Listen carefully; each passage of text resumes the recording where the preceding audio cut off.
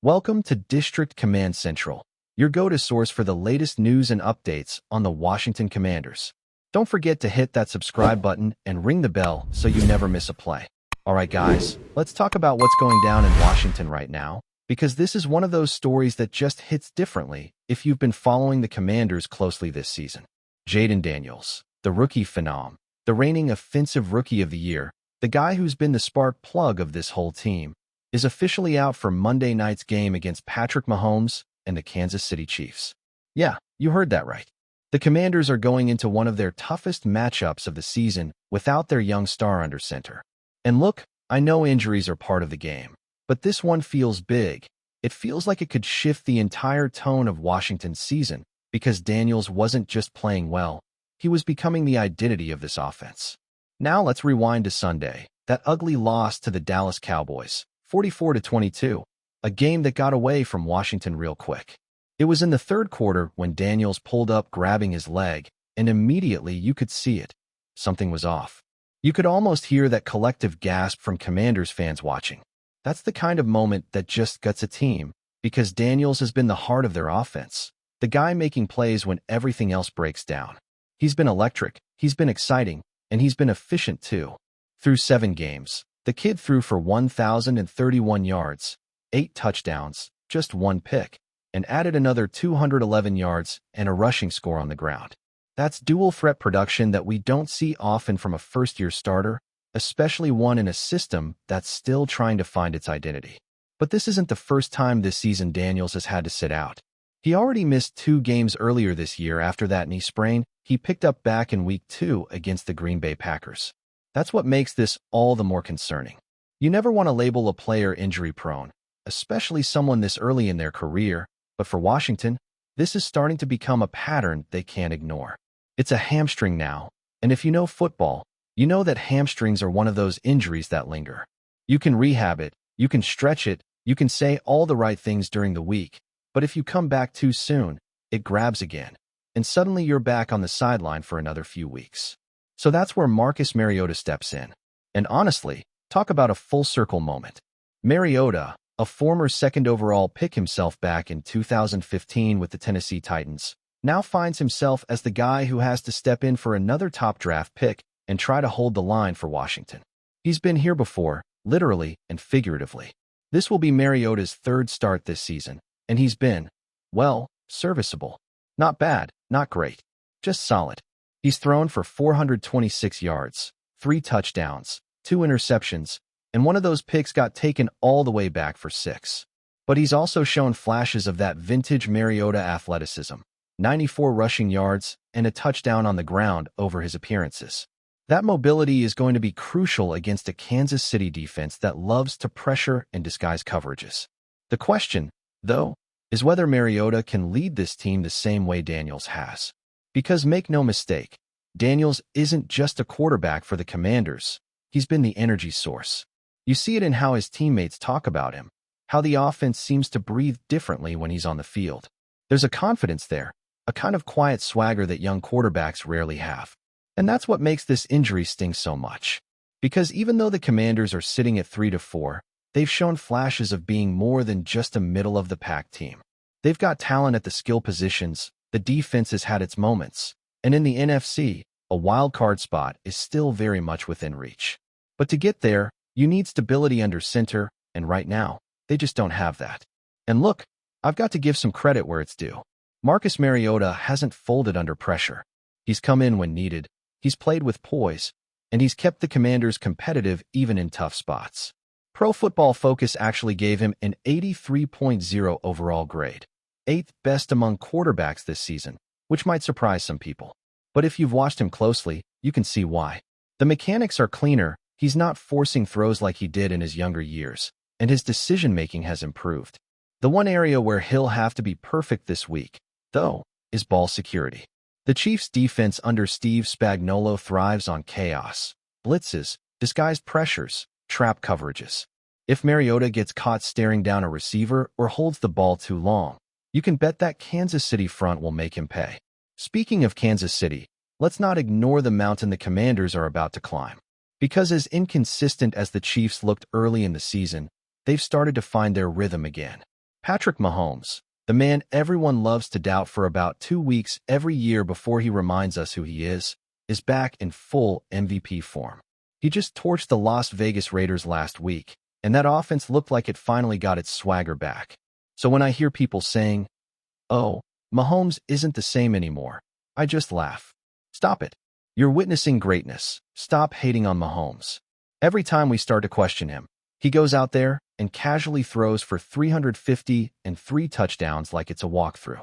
So for Washington, this is going to be one of those prove-it games, not necessarily to win, but to show they can hang with elite competition even without their young star quarterback. But there's another layer to this story that's worth talking about, and that's what this means long-term for Jayden Daniels and the Commanders' future. Because when you draft a quarterback that high, when you hand him the keys to the franchise, every setback feels magnified. You're not just losing a player for a week. You're losing momentum, chemistry, reps, all the things that young quarterbacks need to grow.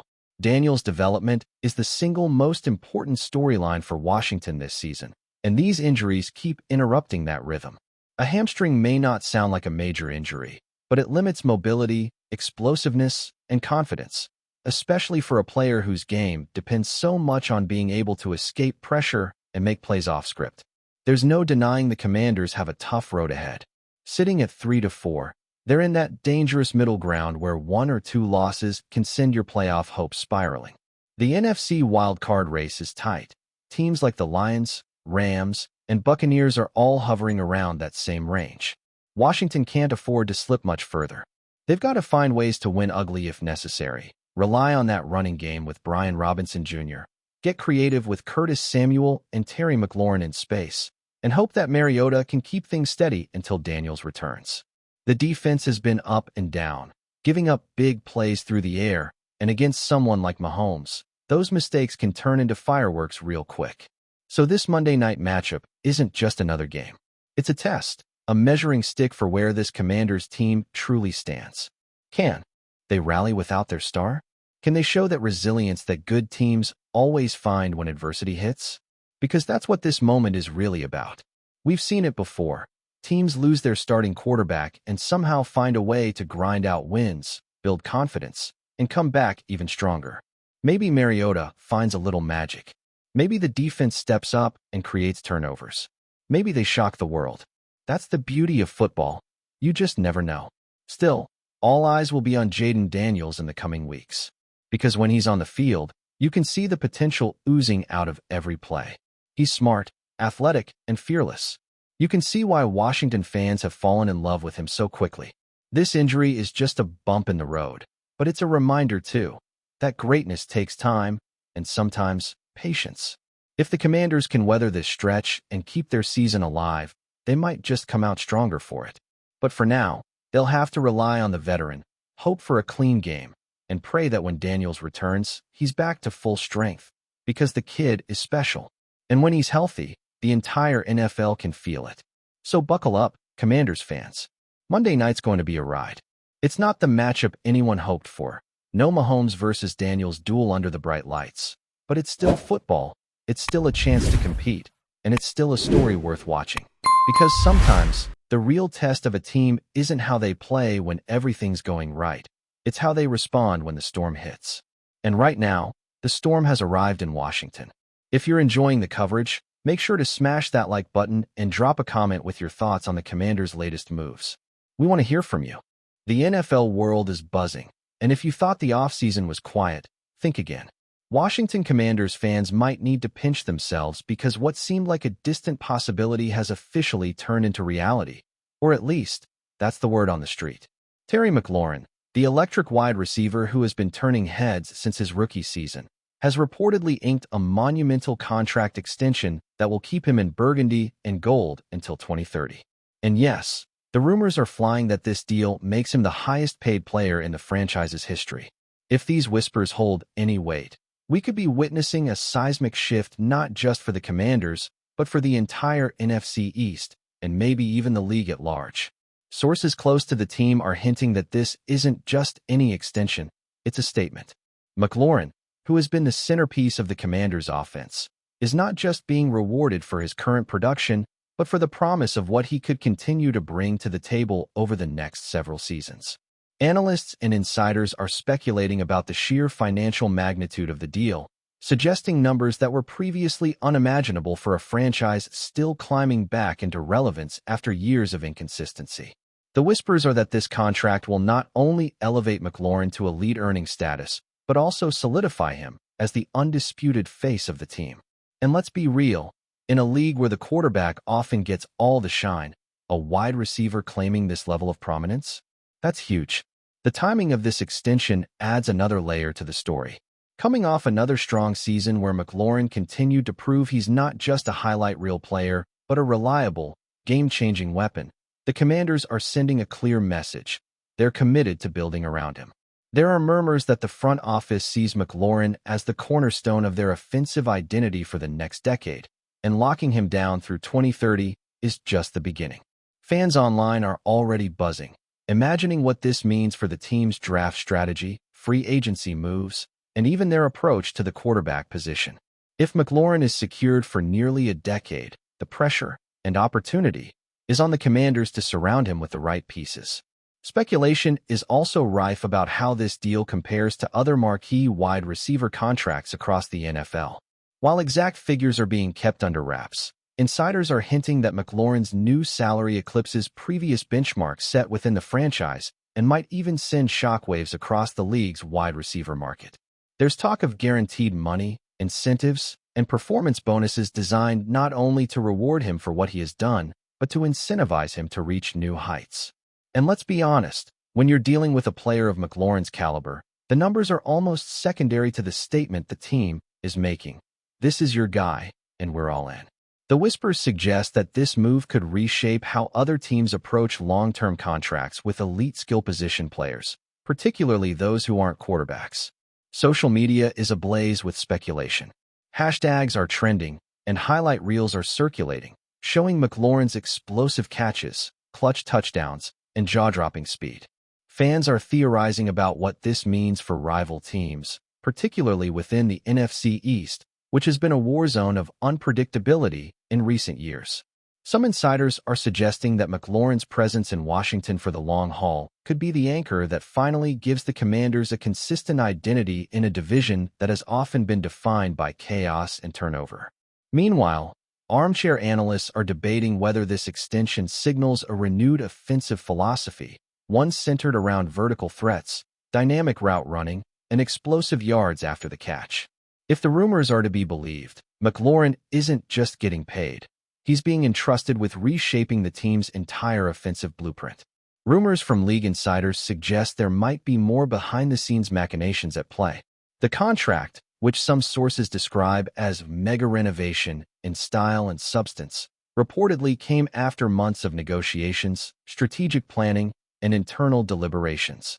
Commanders' front office executives are said to have weighed the pros and cons of committing long-term to McLaurin, considering not only his on-field impact, but also his role as a cultural figure within the locker room.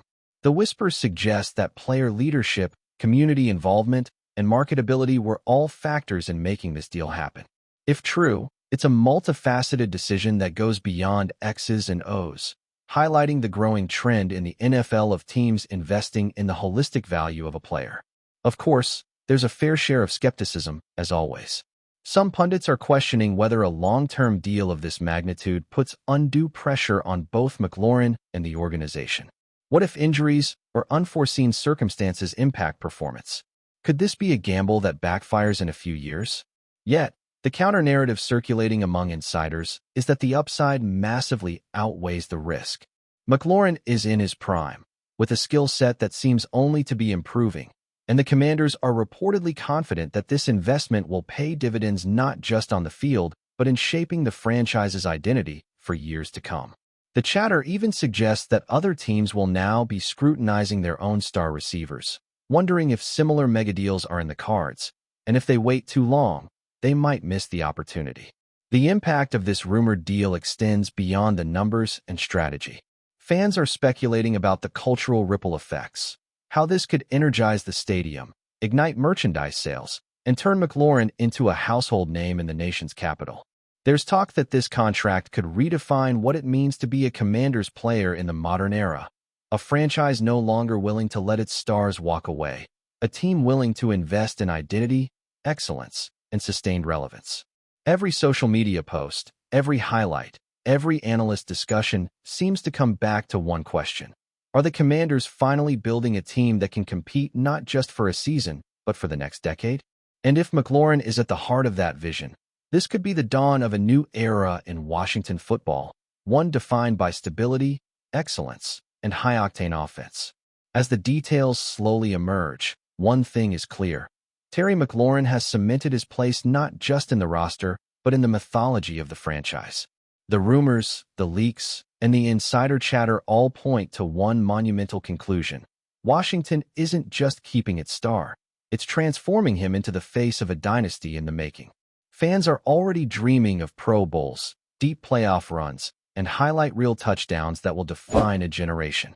Whether this contract is officially confirmed or remains partly in the realm of rumor for a few more days, the narrative is already set.